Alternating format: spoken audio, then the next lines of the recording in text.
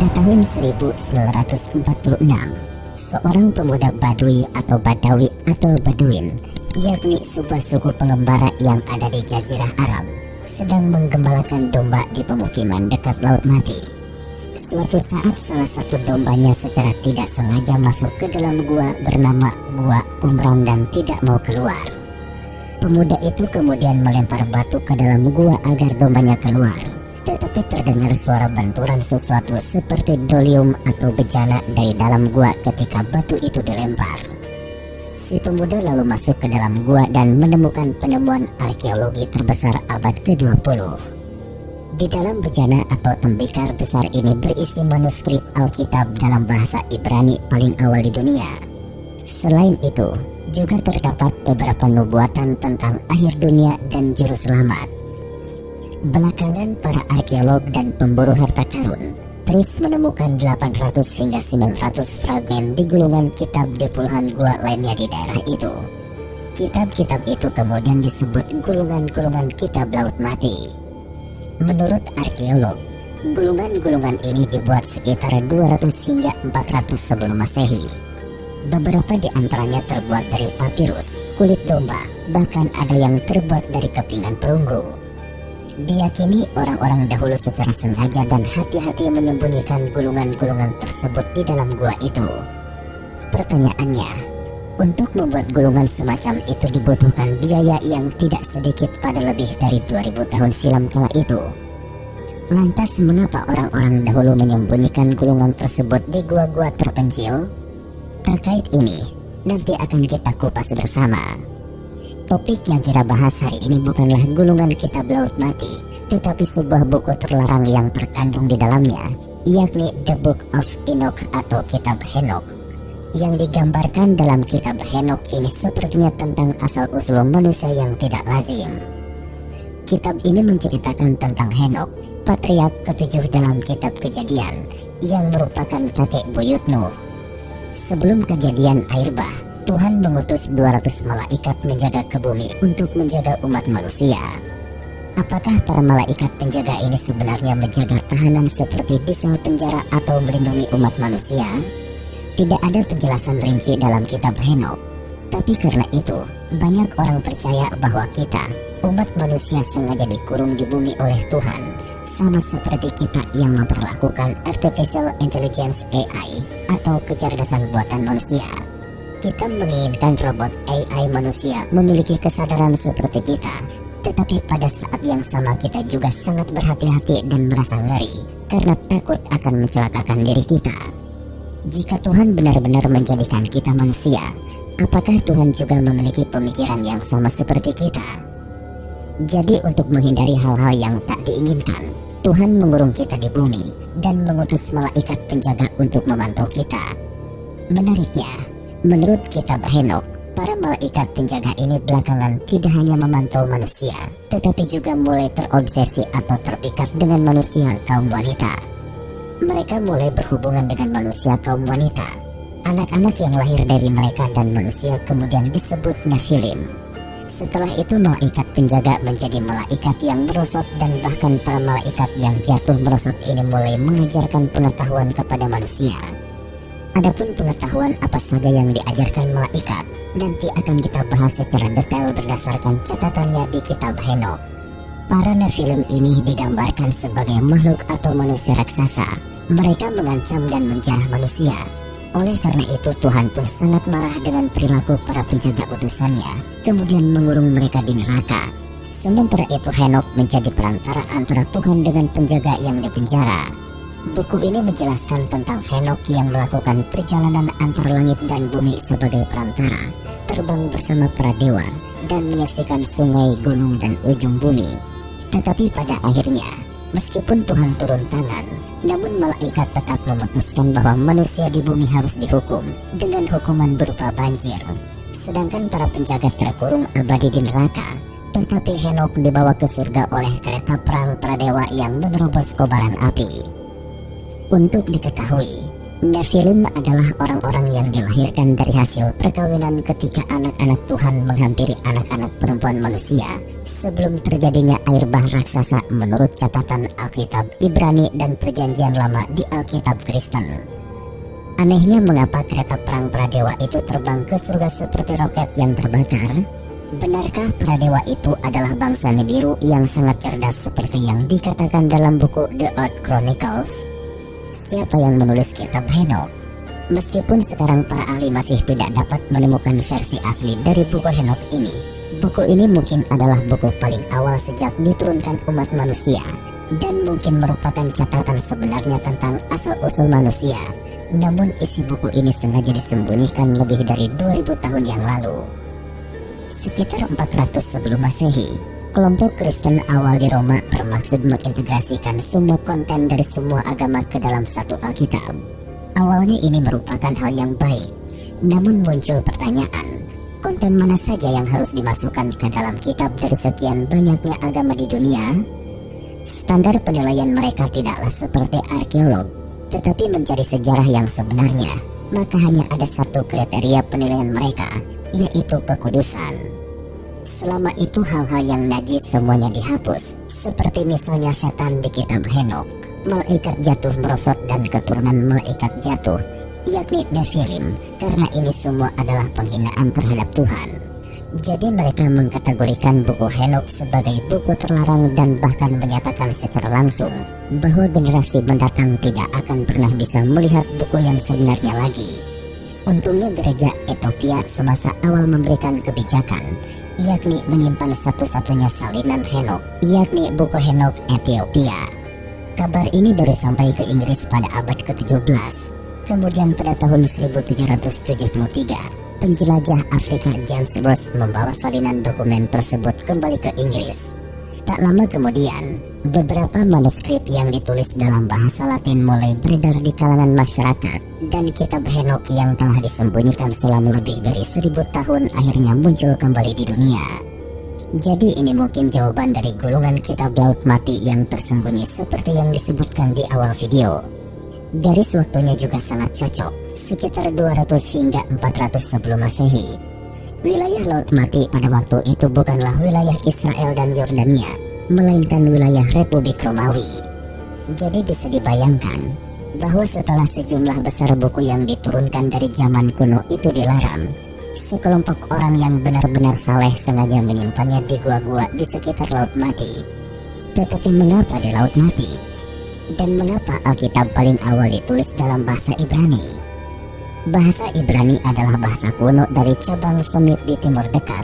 Demikian juga bangsa Sumeria dari rumpun bangsa Semit dianggap sebagai peradaban paling awal di bumi. Dalam buku The Old Chronicles disebutkan bahwa Anunnaki dalam mitologi Sumeria sangat mirip dengan malaikat penjaga dalam buku Henok. Anunnaki secara harfiah berarti dewa yang turun dari langit. Para malaikat penjaga tersebut juga dewa yang turun dari langit. Dewa-dewa ini kemudian mengajarkan ilmu pengetahuan kepada manusia, seperti misalnya malaikat Egniel mengajarkan ilmu sihir dan metode memikat lawan jenis. Malaikat Brakuil mengajarkan astrologi atau ilmu perbintangan kepada manusia. Malaikat Kasudien dia adalah instruktur perawatan kritis. Malaikat Kokabel mengajar astronomi kepada manusia. Malaikat Paramoros mengajarkan kepada manusia tata cara menggunakan obat-obatan herbal. Dan malaikat Gabriel mengajarkan kepada manusia cara-cara membuat perkakas dan senjata. Dan konon katanya dialah yang menggoda Hawa seperti yang disebutkan dalam kitab Henok. Tuhan menciptakan Adam dan Hawa seperti disebutkan dalam Alkitab populer, menempatkan mereka dalam Taman Eden untuk memelihara Taman Eden. Tuhan juga mengatakan kepada mereka bahwa semua buah-buahan di Taman Eden boleh dimakan, tetapi tidak boleh makan buah holdi dari pohon pengetahuan tentang yang baik dan yang jahat. Namun Hawa memakan buah itu karena tergoda oleh hasutan iblis atau setan yang menyerupai seekor ular. Lalu Tuhan mengusir mereka dari Taman Eden. Padahal mungkin sama sekali tidak ada ular dan buah kehidupan yang membedakan antara yang tidak baik dan jahat. Itu adalah godaan dari penjaga dengan maksud mengajari Hawa pengetahuan Tuhan. Dan malaikat lainnya, Benemel, dapat dikatakan sebagai pahlawan terbesar peradaban manusia, karena dia mengajari umat manusia bahasa dan tulisan dewa. Namun pertanyaannya, Jika kitab Henokh adalah sejarah yang sebenarnya, lalu manakah dari sekian banyak tulisan dan bahasa di dunia ini yang merupakan bahasa asal dari dewa? Legenda lain mungkin telah memberikan jawabannya. Agar bisa masuk ke surga, manusia berencana membangun menara yang bisa mencapai langit. Namun hal ini diketahui oleh dewa, jadi dewa mengubah bahasa umat manusia agar umat manusia berbicara dalam bahasa yang tidak sama. Dengan demikian maka manusia tidak akan bisa bersatu untuk membangun menara langit. Kalau begitu, mungkin kita bisa berpendapat bahwa jika mitos itu benar, manusia dan dewa semuanya menggunakan bahasa yang sama sebelum pembangunan menara langit. Tetapi sekarang bahasa yang berbeda di seluruh dunia sengaja dikacaukan oleh dewa. Kitab Henokh, bahasa malaikat dengan Tuhan.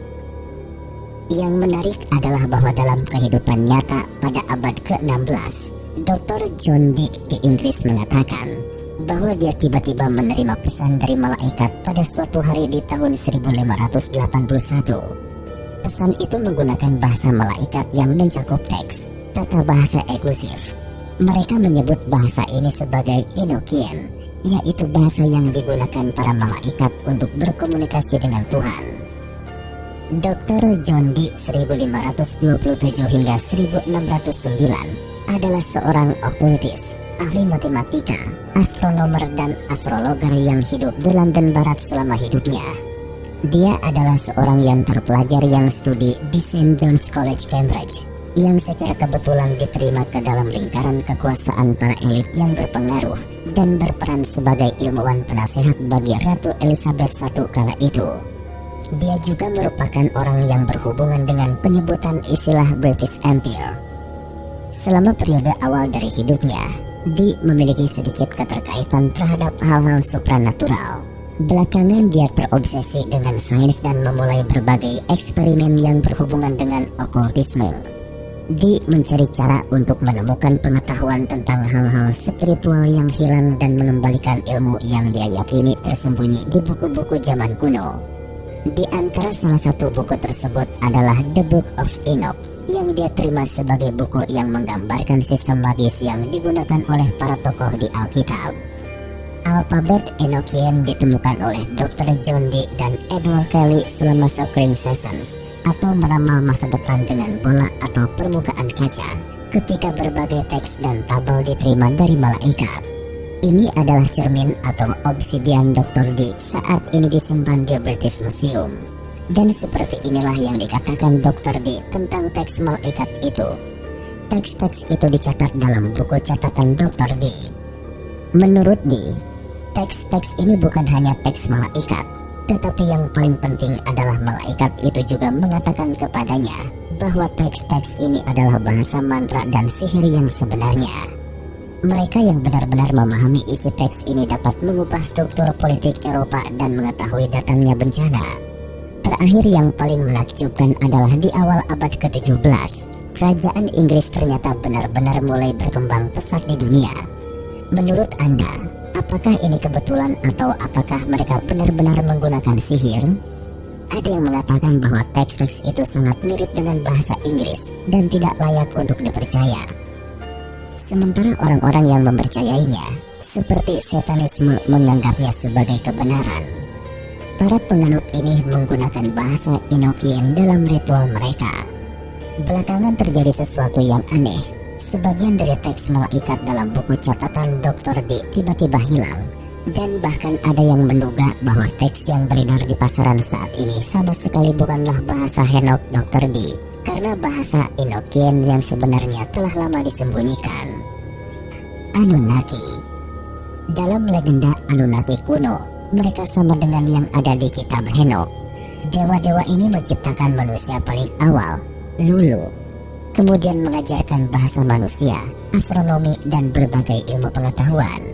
Tapi kemudian salah satu dewa dari ras Anunnaki, Enlil, merasa bahwa manusia terlalu berisik dan jahat. Lalu dia juga melenyapkan manusia melalui banjir besar. Jadi buku Henokh bisa saja mengulang cerita tentang bangsa Sumeria. Lalu pertanyaannya, masih adakah malaikat penjaga di dunia setelah air bah? Jadi sekarang para ahli percaya bahwa sejak sekitar 10.000 sebelum Masehi, manusia nyaris tiba-tiba beralih dari gaya hidup berburu ke gaya hidup pertanian dan pemukiman. Pada 9.500 sebelum Masehi, bangsa Sumeria di tempat yang sekarang menjadi wilayah Kurdi, Irak tiba-tiba mulai menanam barley yakni sejenis serelia, gandum dan kacang polong serta memelihara kambing dan domba. Lalu sekitar 500 tahun kemudian, tiba-tiba muncul teknik bertembaga dan timah, tekstil dan keramik di daerah ini. Bangsa Sumeria ini menemukan tulisan paling awal di dunia dan menjadi peradaban suku manusia paling awal. Orang-orang pun bertanya-tanya bagaimana mereka mencapai perkembangan lompatan ke depan ini pada akhirnya. Menurut pernyataan suku bangsa Sumeria, ini adalah teknologi mutakhir dan pengetahuan dari Dewa Besar Enki kepada umat manusia. Dewa Enki memberi umat manusia pengetahuan dan teknologi canggih. Mereka mengajari manusia tentang alkimia dan pertambangan, sains, kedokteran, bahasa, dan cara menafsirkan bintang. Ini persis sama dengan cerita yang terjadi pada para malaikat penjaga seperti tersebut di atas. Nah pemirsa, jika suka dengan video ini, jangan lupa like dan subscribe. Salam.